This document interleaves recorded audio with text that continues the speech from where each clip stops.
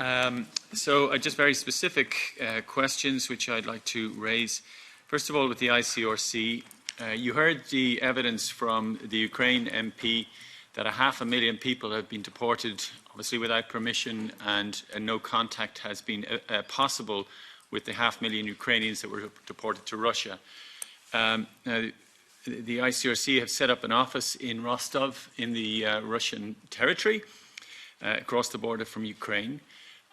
Would the speaker from the ICRC be able to tell us if she has any information or whether that office set up very controversially has been able to provide any evidence to support the, what has been said by the Ukraine MP? Can she confirm that 500,000 people have been deported from Ukraine? Has any contact been made? And what is the purpose of this office in Rostov? And this is a question for the MP from Ukraine, Mr. Puterev.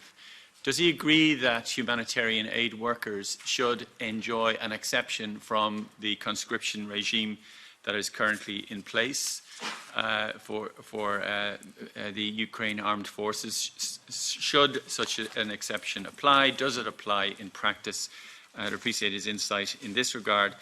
And finally, on the question of programming, on cash, I know that DG ECHO have given evidence this morning that they have reached now 150,000 people with cash programming.